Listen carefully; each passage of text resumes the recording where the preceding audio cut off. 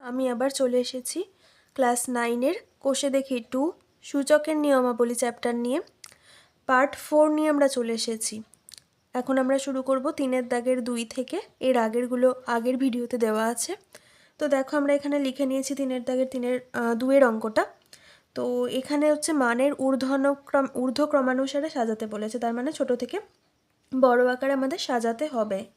তাহলে দেখতে পাচ্ছ এখানে এগুলোর মান তো আমরা জানি না, তাহলে আমাদের কি করতে হবে, আগে চেষ্টা করতে হবে যাতে আমরা এর মানগুলো বের করতে পারি। তাহলে আমরা আগে এগুলো লিখে নিচ্ছি। দেখো আগের অঙ্কটার মতোই, 1-এর দাগের যে অঙ্কটা করেছিলে তোমরা সেটার মতোই। তাহলে এখানে দেখো পাওয়ারগুলোতে হরেতে যেগুলো আছে তাদের আমরা লসাগু নিয়ে নেব, ঠিক আছে। 3, 2 and 4 এটার লসাগু দেখো কত হচ্ছে, এটা 12 হচ্ছে এর লসাগু। তাহলে আমরা কি করব, প্রত্যেকটার হরে আমরা 12 আনার চেষ্টা করব। তাহলে 1/3 এটাকে 4 দিয়ে গুণ করলে 12 হয়, এটাকেও তাহলে আমরা 4 দিয়েই গুণ করব। এটা তাহলে কত দিয়ে গুণ করতে হবে, 6 দিয়ে। এটাও তাহলে 6 দিয়ে। এবং এটা কি করতে হবে, 1/4 ইন্টু 3 দিয়ে গুণ করতে হবে, এটাও 3 দিয়ে গুণ করতে হবে। তাহলে দেখো 3 টু দি পাওয়ার 4-এর 12, এটা হয়ে গেল 2 টু দি পাওয়ার 6-এর 12, আর এটা হয়ে গেল 8 টু দি পাওয়ার 3/12, 3-এর 12। এবার আমরা কি করব, এই 12 3 টু দি পাওয়ার 4, এটা মানেই তো 3 to the power 4 into 1/12 to the power 1/12 করে দিতে পারি, আমরা এভাবে লিখতে পারি। আবার এটা কি করতে পারি, 2 টু দি পাওয়ার 6 ইন্টু 1/12, আর এটা লিখতে পারি 8 টু দি পাওয়ার 3, মানে 8-এর কিউব টু দি পাওয়ার 1/12। এবার এর মানগুলো তোমরা জানলেই বের করতে পারবে। 3 টু দি পাওয়ার 4 মানে কত, মানে হচ্ছে 81 টু দি পাওয়ার 1/12, তাই তো। এটা মানে কত, 2 two the power 6 two the পাওয়ার 5 মানে 32, 32 দুয়ে দেখো 64, তার মানে এটা হবে 64 টু দি পাওয়ার হাফ হবে, ঠিক আছে। আর এটা 8-এর কিউব মানে হয় কত, 512 টু দি পাওয়ার 1 বাই, এটা হাফ না, সরি এটা 12। তাহলে এটা দেখো 81, এটা 64, আর এটা হচ্ছে 512 64 47, হ্যাঁ 512। তাহলে এবার এটা তাহলে ছোট থেকে বড় এবার সহজেই সাজাতে পারবে। তাহলে সব থেকে ছোট হলো এটা, তার মানে 2 টু দি পাওয়ার হাফ। তারপরে হবে এইটা, মানে হচ্ছে 3 টু দি পাওয়ার 1/3। তারপরে আসবে এটা, মানে হচ্ছে 8 two the power 1/4। Okay, clear আছে নিশ্চয়ই অঙ্কটা? বুঝে থাকলে আমরা তাহলে নেক্সট অঙ্কতে যাব। ওকে, দেখো আমরা এবার নিয়ে চলে এসেছি 2-এর দাগের অঙ্কটা। এটাকে আমরা সলভ করার চেষ্টা করি। দেখো সবগুলোর একটা কমন গুণিতক আমরা পাচ্ছি 12, 12 5-এ 60, 12 4-এ 48, 12 3-এ 36, 12 2-এ 24। তাহলে আমরাও এখানে পাওয়ারগুলো সেম রাখার চেষ্টা করব, যাতে আগের অঙ্কটার মতোই আমরা মানগুলো প্রত্যেকটার বের করতে পারি। তাহলে এটা আমরা কিভাবে লিখতে পারি, 5 ইন্টু 12 লিখতে পারি, তাই তো।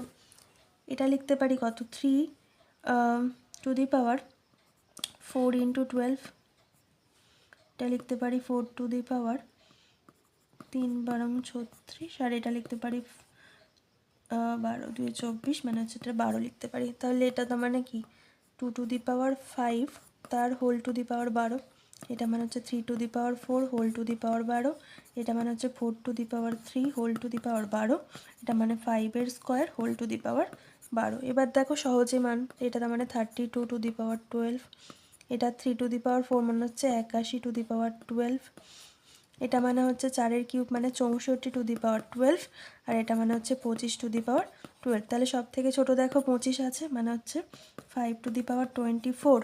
ওকে, তারপরে আসছে কি, এটার পরে আসছে 32, এটা মানে হচ্ছে তোমার 2 টু দি পাওয়ার 60। তারপরে আসছে এই 64, মানে হচ্ছে 4 টু দি পাওয়ার 36। তারপরে আসছে কত, 81, মানে হচ্ছে 3 টু দি পাওয়ার 48। ওকে, বুঝতে পেরেছো নিশ্চয়ই? এবার দেখো আমরা চলে এসেছি 4-এর দাগের 1-এর অঙ্কটা নিয়ে। এখানে প্রমাণ করতে হবে এটার মান হচ্ছে 1। তাহলে তোমরা আগে শিখেছিলে যে এরকম যদি বেসটা যদি সেম হয় আর পাওয়ারটা আলাদা, ঠিক আছে, তাহলে সেক্ষেত্রে কি হয়ে যায়, ভাগ ভাগ আছে তার মানে বিয়োগ হয়ে যাবে পাওয়ারগুলো। তার মানে এটা আমরা কি লিখতে পারি, a to the power q by a to the power r, মানে যেহেতু ভাগ আছে তার মানে এটা হয়ে যায় a to the power q minus r. ঠিক আছে, এটা আগে আমাদের শিখিয়েছিলাম, তাও বলে দিলাম। তো এই নিয়মে আমরা প্রত্যেকটা স্টেপ করার চেষ্টা করি। এটা তাহলে কি হবে, a to the power q minus r whole to the power p, এটা a to the power r minus p whole to the power q, এটা হবে কি a to the power p minus q whole to the power r. এটা প্রমাণ করার চেষ্টা করি, বাম পক্ষ বলে লিখিনি এখানে একটু। এবার তাহলে দেখো, এবার তাহলে কি আছে, পাওয়ারটা গুণ হয়ে যাবে a to the power p q minus p r, a to the power q r minus p q, এটা হয়ে যাবে a to the power p r minus r q. এবার যেহেতু বেস এবার সেম চলে এসছে, পাওয়ারগুলো কি হয়ে যাবে, যোগ হয়ে যাবে। তার মানে p q minus p r plus r q minus p q plus p r minus r q বা কিউ আর। তাহলে এবার দেখো, পি কিউ কেটে গেল, পি আর কেটে গেল, আর কিউ কেটে গেল, মানে এ টু দি পাওয়ার কি zero, something to the power zero, মানে কি অ্যান্সার 1। তার মানে এটা কি হয়ে গেল, আমাদের প্রমাণিত হয়ে গেল। নিশ্চয়ই এটা বুঝতে পেরেছ। এবার দেখো আমরা 4-এর 2-এর অঙ্কটা নিয়ে এসেছি। একই রকমভাবে এখানেও দেখো পাওয়ারগুলো বেসগুলো সেম আছে, তার মানে পাওয়ারগুলো কি হয়ে যাবে, বিয়োগ হয়ে যাবে। তার মানে এটা আমরা কি লিখতে পারি, x to the power m minus n. ঠিক আছে, আবার এখানে কি আছে, এম প্লাস এন আছে, গুণ হয়ে যাবে। সেমভাবে এটা হবে x to the power n minus l into n plus l, এটা কি হয়ে যাবে x to the power l minus m into l plus m. তাহলে দেখো a minus b a plus b, তার মানে কিসের সূত্র, এটা a minus b into a plus b, এটা হচ্ছে এ স্কোয়ার মাইনাস বি স্কোয়ারের ফর্মুলা।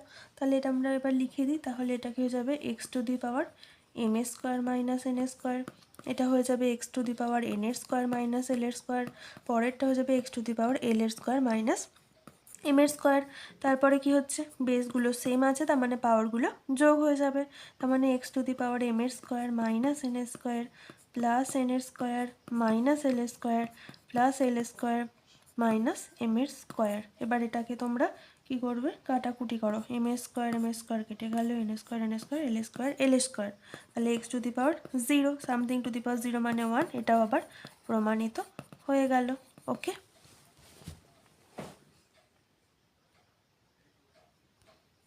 দেখো আমরা নেক্সট অঙ্কটা নিয়ে চলে এসেছি, 4-এর থেকে 3-এরটা। এটাও সেমভাবেই দেখো বেসগুলো সেম আছে, পাওয়ারটা তাহলে কি হয়ে যাবে, বিয়োগ হয়ে যাবে, যেহেতু ভাগ আছে। তাহলে এটা একটু সলভ করার চেষ্টা করি। এটা একটু বড় হবে, এমনি প্রসেস একই আছে আগেরটার মতোই, তাই কেয়ারফুলি করবে, ভুল হয়ে যাওয়ার চান্সটা বেশি। ইন্টু এন প্লাস এল মাইনাস এম, আর এদিকে হচ্ছে এটা বাম পক্ষ লিখে নাও, আর এটা কি x to the power l minus m into l plus m minus n. কিছু না, এবার শুধু কেয়ারফুলি গুণটা করতে হবে। ঠিক আছে, দেখো এম এম গুণ করলে কি হবে, এম এর স্কোয়ার এম প্লাস এন মানে হচ্ছে এম এন, এম এটা মাইনাস হবে এম এল, আবার এটা গুণ করো মাইনাস এম এন, এটা হবে মাইনাস এন এর স্কোয়ার মাইনাসে মাইনাসে প্লাস এন এল। এরপরে আর একটা এক্স তো এখানে লিখে নিই, এন এর square n l minus m n minus l n minus l এর square minus plus l m, m l বা এল এম যাই হোক না কেন। আবার আর একটা এক্স যেটা আছে সেটা করছি এখানে, এল এর square plus l m minus l n minus m l minus m এর স্কোয়ার মাইনাস এম এর স্কোয়ার, এটা হচ্ছে মাইনাসে মাইনাসে প্লাস এম এন। ওকে, তাহলে দেখো পাওয়ারগুলো বেসগুলো সেম, পাওয়ারগুলোর পরের স্টেপে কি হবে, যোগ হয়ে যাবে। তাহলে এখানে কেটেও যাচ্ছে, দেখো এমএন কেটে যাচ্ছে, এখানে এমএন কেটে যাচ্ছে, এখানে এনএল কেটে যাচ্ছে। এটার ক্ষেত্রে কি হচ্ছে, এলএম কেটে যাচ্ছে। বাকিগুলো তাহলে যোগ করে দিই। এম এর square minus m l minus n এর square plus n l plus n এর স্কোয়ার মাইনাস এম এন, এটা মাইনাস এল এর square plus l m plus l এর স্কোয়ার মাইনাস এল এন, এটা আবার মাইনাস এম এর square plus m n. Okay, এবার এটা দেখি কাটাকুটি যাচ্ছে নাকি। M square m l minus m l plus m l minus n এর স্কোয়ার প্লাস এন এর square plus n l minus m n plus m n, আর একটা হলো মাইনাস এল এর স্কোয়ার প্লাস এল স্কোয়ার। তাহলে এটা হয়ে গেল এক্স টু দি পাওয়ার 0 সমান কত, 1। তার মানে এটাও কি হয়ে গেল, প্রমাণিত হয়ে গেল।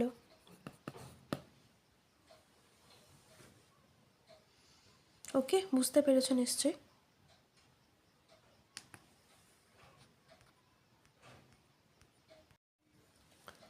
দেখো আমরা এবার 4-এর দাগের অঙ্কটা নিয়ে চলে এসেছি। এবার এটা সলভ করার চেষ্টা করি।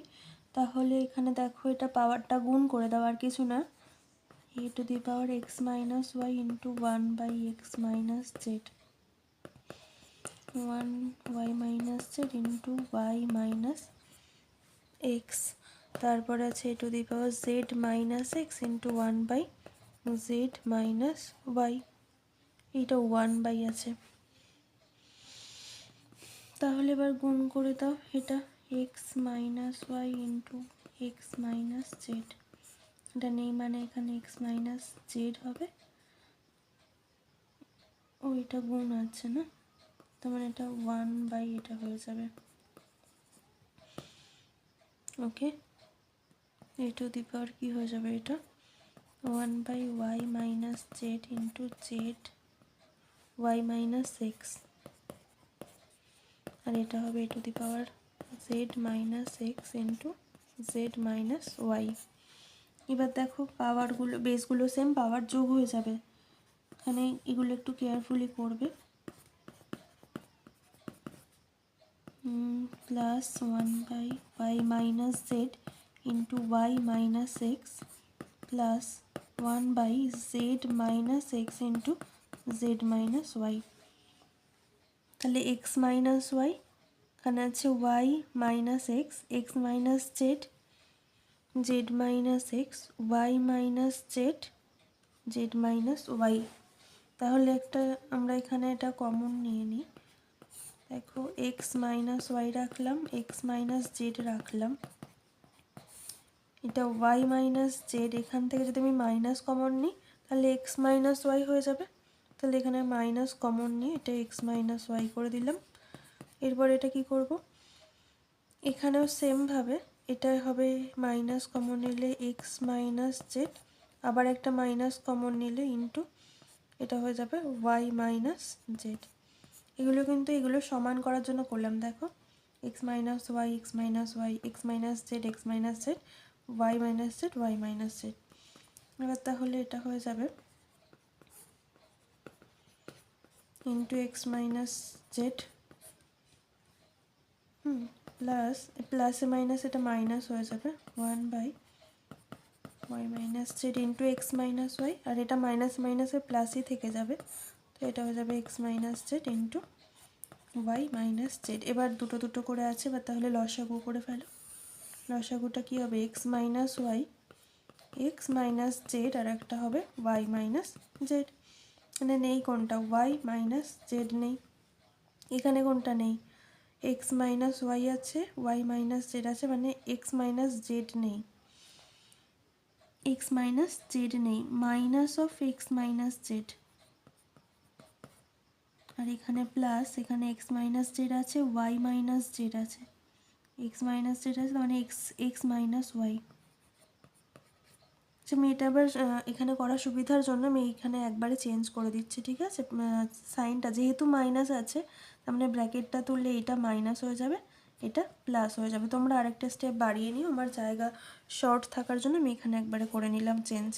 তাহলে এবার এখানে দেখো আমরা কাটাকুটি করি, ওয়াই ওয়াই কাটলো, এক্স এক্স কেটে গেল, জেড জেড কেটে গেল, তার মানে 0/সাম a⁴ হয়ে গেল, তার মানে হচ্ছে 1 হয়ে গেল। এটাও তার মানে প্রমাণিত হয়ে গেল। ওকে।